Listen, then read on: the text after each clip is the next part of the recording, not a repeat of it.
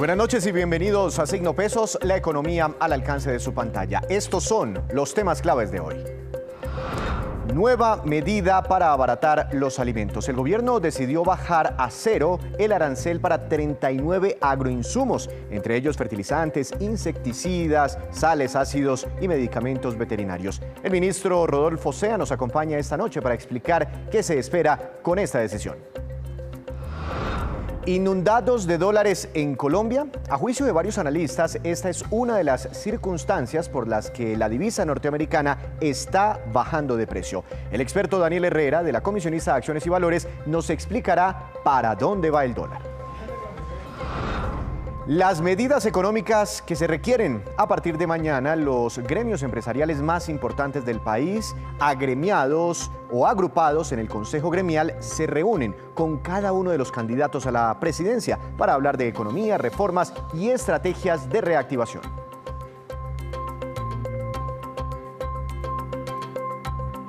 Comenzamos esta emisión analizando una decisión muy importante que acaba de adoptar el gobierno nacional de nuestro país, la reducción a cero del impuesto de importación para 39 insumos agrícolas. Para hablar de los alcances de esta medida, quiero saludar al propio ministro de Agricultura de nuestro país, al doctor Rodolfo Sea Navarro. Ministro, buenas noches, bienvenido a Signo Pesos, ¿cómo le ha ido? Muy buenas noches, Víctor. Un saludo cordial a ti y a todos los televidentes. Ministro, 39 agroinsumos con cero arancel. ¿Qué diferencia tiene esta medida, este decreto, con una muy parecida que ya habían anunciado hace un mes aproximadamente?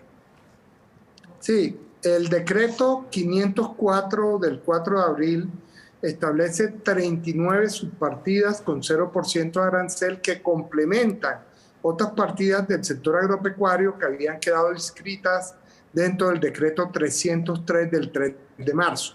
Con eso completamos 75 subpartidas de insumos agropecuarios con 0% de arancel y todas quedan con un año con el 0% de arancel. ¿A partir de cuándo esa reducción en el arancel, ministro?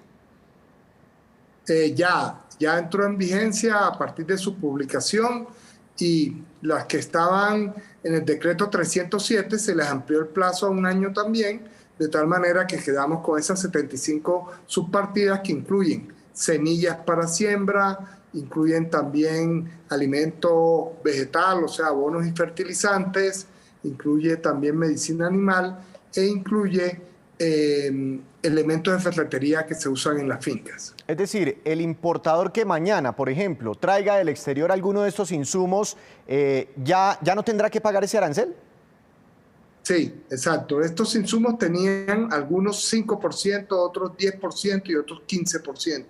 Desaparecen esos aranceles y queda con 0% y a partir del día de hoy ya no tienen que pagar arancel. Es decir, que el efecto puede ser inmediato, ministro, ¿o cuándo esperan ustedes que esa reducción en el arancel se sienta finalmente en los bolsillos de los colombianos, que son los más preocupados por estos días por la carestía? El efecto sobre la importación es inmediato, pero en lo que tiene que ver con los productos agropecuarios, el efecto se va a demorar un tiempo, porque está todo el tiempo de siembra, mantenimiento de los cultivos y la cosecha. Entonces, todas las medidas que hemos tomado, como los créditos con tasa subsidiada que se lanzaron el 15 de febrero y que en un mes ya han desembolsado 266.000 millones, o el seguro agropecuario que se duplicó su presupuesto para pagar el 80% de la prima, o este caso de estos decretos que tienen 0% de arancel, lo comenzaremos a sentir los colombianos una vez comiencen a salir las cosechas, que nosotros esperamos que esto ocurra en los meses de mayo, junio, julio y en el segundo semestre. Ministro, la semana pasada aquí en Signo Pesos estuvimos hablando con el presidente de la SAC y él nos decía que la verdad la mayoría de los insumos pues ya no tenían ese arancel. Con esta decisión del gobierno nacional, ¿cuál es el propósito si ya muchos de los insumos importantes para el agro pues no tenían este impuesto? Bueno, hay algunos insumos que sí continúan con el arancel, algunas semillas como las que están en ese decreto 504 listadas, también el amoníaco, que es una materia prima que sale del gas y que sirve para hacer urea, también algunos fosfatos que también se pueden importar que tenían arancel del 10%, también pasan al 0%. Entonces, digamos que había algunos insumos que ya tenían 0%, pero hay otros que entran acá con este 0%, igual que algunos temas de medicina animal. Entiendo, ministro. ¿Algo de esto se produce en Colombia? Es decir, ¿podría afectar de algún modo a ciertos productores o no? La mayoría de estos insumos no se producen en Colombia o se producen en una escala muy pequeña. Por ejemplo, en el caso del amoníaco, solamente Yara, que tiene una planta en Cartagena, en Abucol, produce amoníaco. Del resto, nadie más produce este tipo de producto y ellos lo usan para su propio consumo. Luego, no va a crearle dificultades a los productores nacionales, Entiendo, sino que son ministro. materia prima para hacer las mezclas, que es lo que hacemos acá en Colombia. Los insumos agropecuarios. Ahora, ministro, un tema es el precio, estamos muy preocupados por la carestía, y otro tema es el problema logístico internacional que creo todavía se mantiene, es decir, las dificultades para que lleguen esos productos a Colombia. ¿Hay abastecimiento suficiente en este momento para proveer a los productores nacionales o hay riesgos de escasez de insumos? Cuando ocurren estas situaciones como la que tenemos con el aumento del precio de los insumos y también esta desafortunada guerra que hay entre Rusia y Ucrania, nos obliga a tener que hacer microgerencia diaria. En eso hemos estado trabajando con las diferentes empresas que importan y que hacen las mezclas en Colombia para mirar cuál es la cantidad de insumos que tenemos y cómo están los inventarios. ¿Qué hemos encontrado?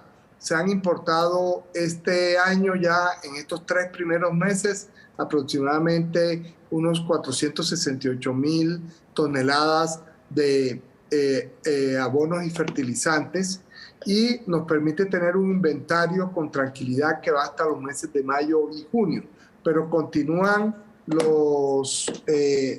teniéndose los contratos que nos permiten tener tranquilidad hasta fin de año. Pero no nos hemos quedado solo con eso. Hemos iniciado un trabajo de diplomacia comercial en el mundo, hablando con los gobiernos de Canadá, Estados Unidos, Marruecos, China, Indonesia, Emiratos Árabes Unidos, Arabia Saudita, para tener un abanico de posibles proveedores en caso de que continúe esta situación de la guerra de Rusia y Ucrania. Y la urea, ministro, porque los productores nos dicen que es un insumo fundamental para producir en Colombia y la estaban comprando bastante en esa zona cercana a Ucrania y a Rusia. ¿Ha habido desabastecimiento? ¿Qué están haciendo ustedes pues, para evitar que haya escasez de urea en Colombia? Bueno, en el tema de urea tenemos otros países que nos pueden proveer, y de hecho en estos 3 primeros meses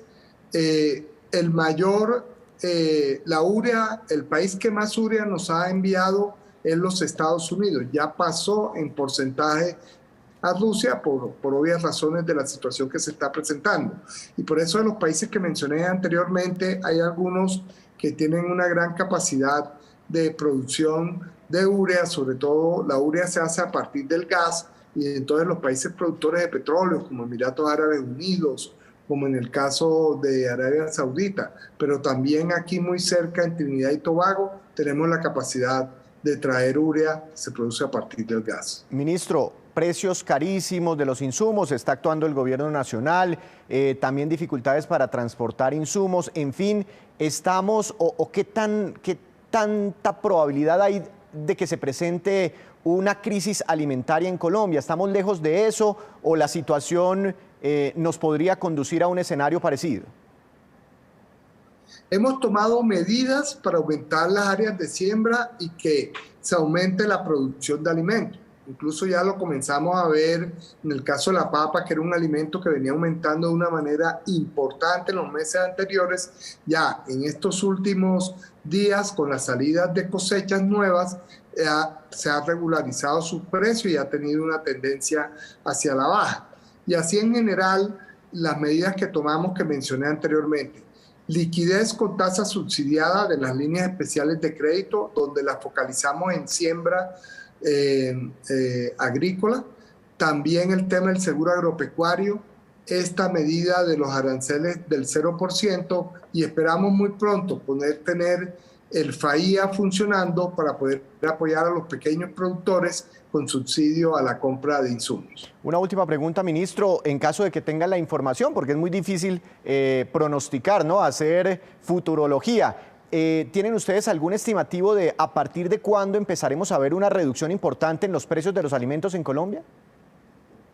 Bueno, lo que hemos calculado a medida que se han hecho estas acciones que buscan aumentar áreas de siembra y por supuesto nuevas cosechas, es que podemos ver estos resultados. Normalmente en Colombia esta es una época de siembra con la llegada de las aguas, que son los meses de marzo, abril principalmente. Entonces estaríamos viendo estas salidas de cosecha a partir de los meses de mayo, junio, julio y en el segundo semestre, dependiendo del día en que se realizaron las siembras. Son cosechas que pueden estar demorando entre 4 y 6 meses, incluida su comercialización.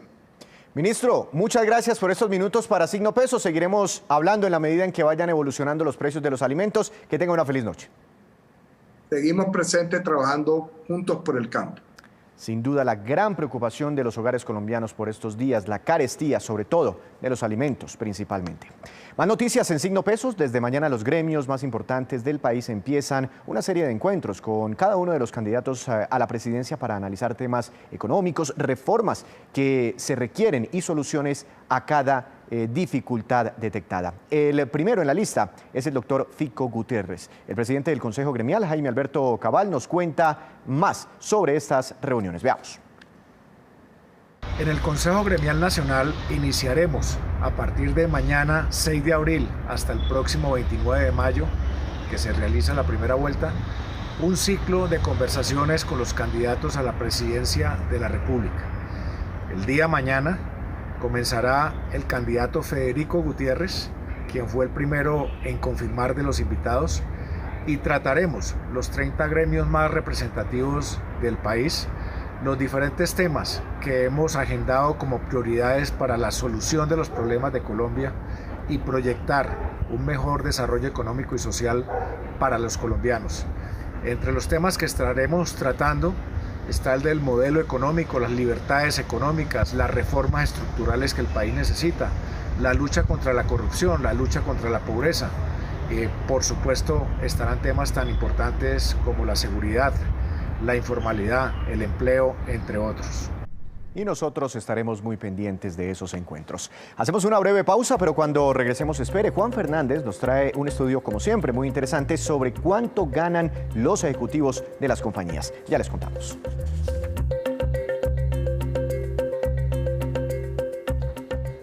Continuamos, regresamos a Signo Pesos con un tema que le va a interesar bastante. Contra muchos pronósticos de comienzos de año, el precio del dólar ha bajado bastante en los últimos días. La depreciación ya es cercana a los 300 pesos este año y las razones son varias. Doctor Daniel Herrera, analista de la comisionista de Bolsa, Acciones y Valores. Buenas noches, bienvenido a Signo Pesos. ¿Cómo le ha ido?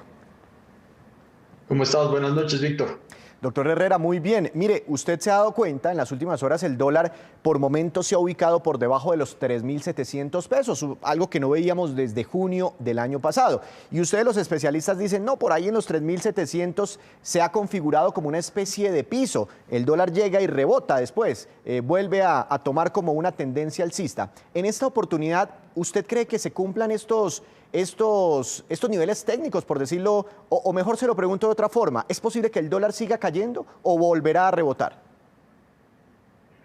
Bueno, Víctor, aquí hay muchos factores a tener en cuenta. En primer lugar, tenemos unos precios del petróleo que vienen favoreciendo a la divisa, es decir, tenemos unos precios que hacen que más dólares entren al país y en ese sentido hagan que el precio del dólar caiga en Colombia.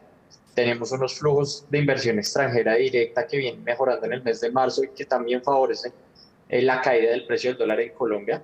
Y finalmente tenemos el factor electoral, ¿no?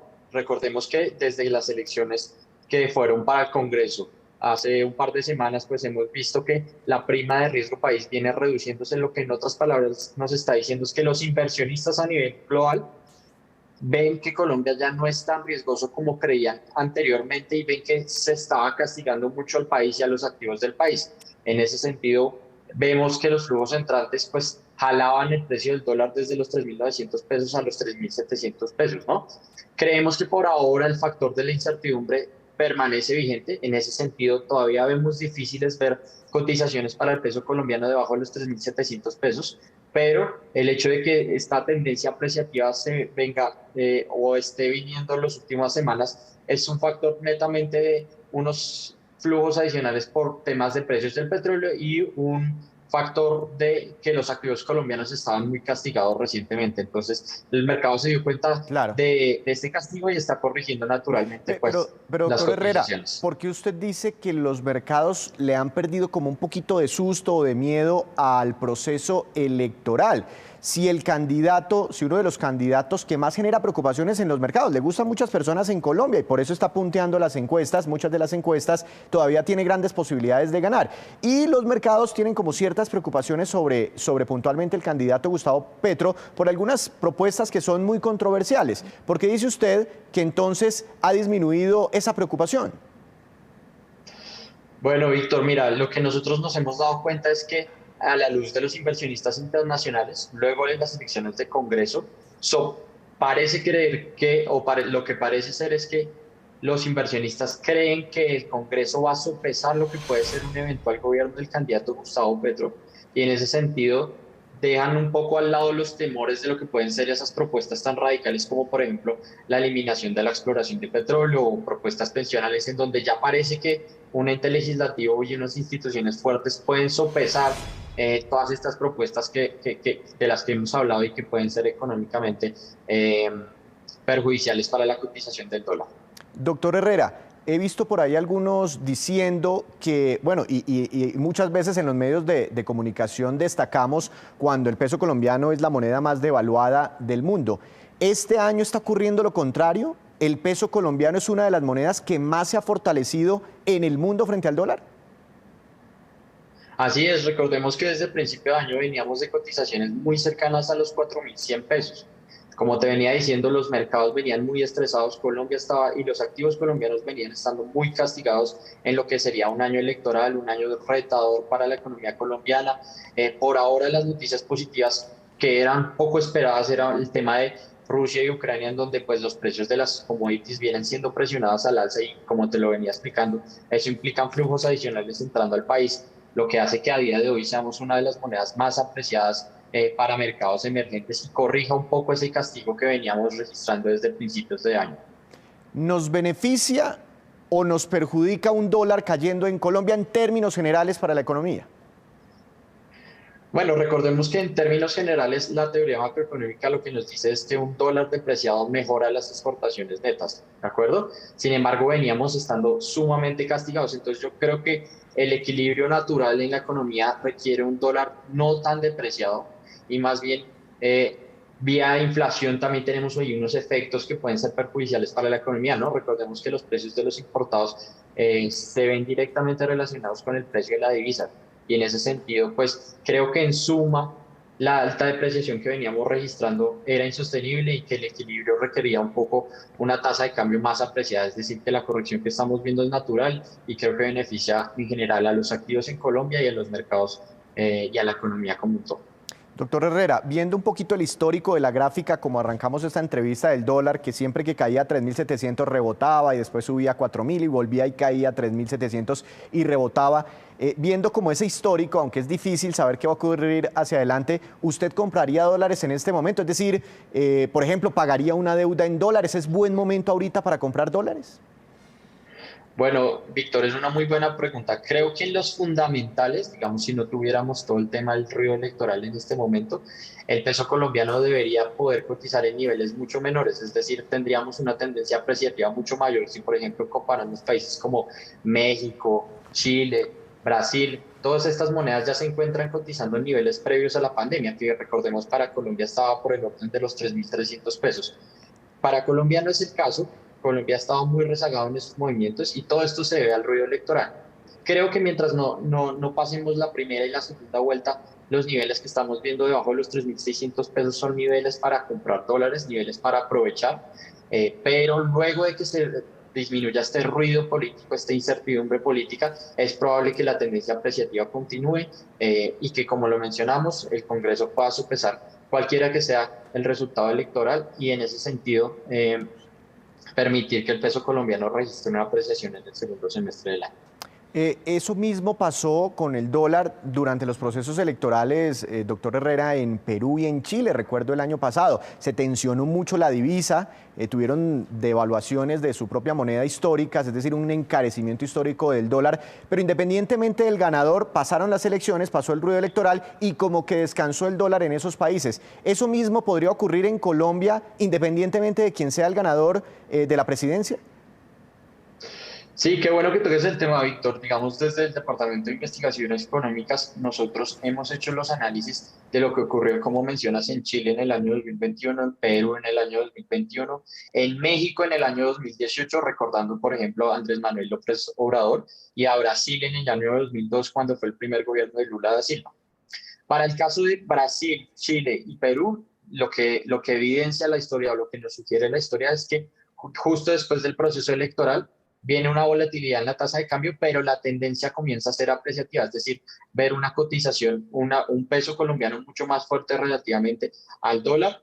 Y el único caso en donde no vimos eso fue en México en el año 2018 y en el que le debemos, o el que creemos que la razón principal haya sido que, por el contrario, Andrés Manuel López Obrador haya conseguido las mayorías en el Congreso y haya pues evitado que, digamos, este ente legislativo pudiera sopesar el programa de gobierno que tuviera y en ese sentido los inversionistas, digamos, estaban mucho más nerviosos a lo que pudiera llegar a ser este presidente, ¿no?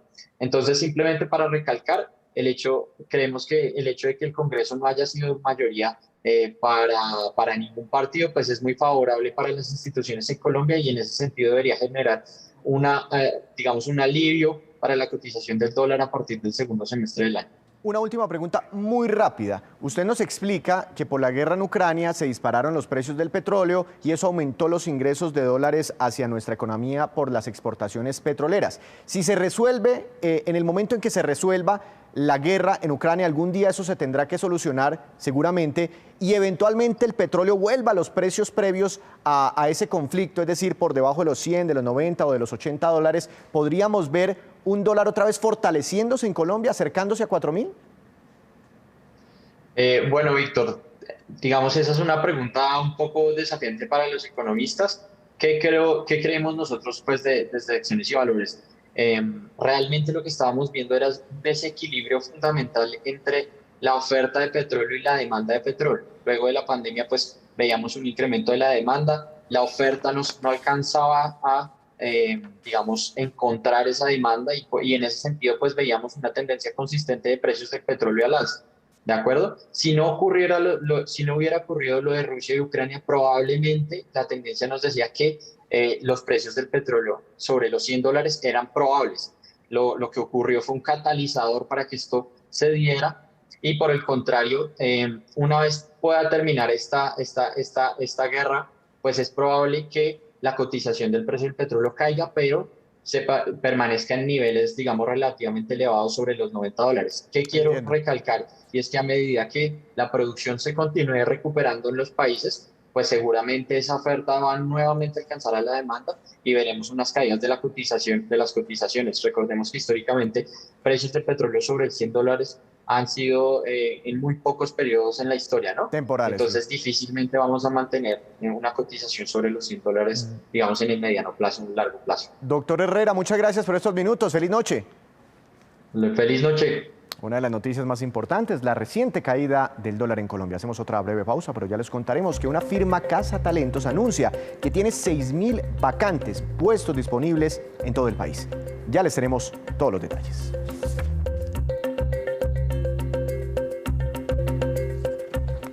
Regresamos a Signo Pesos con esta que es la cifra económica del día, 4,5 billones de pesos y corresponde a la inversión que harán los fondos privados de pensiones en financiación de proyectos de infraestructura. Los recursos saldrán de los ahorros de los afiliados a estas entidades, buscando aportarle al desarrollo del país y obtener mayor rentabilidad para esos millones de afiliados. Con esta inversión, las AFP completan 9 billones de pesos en financiamiento solo de proyectos de infraestructura en Colombia.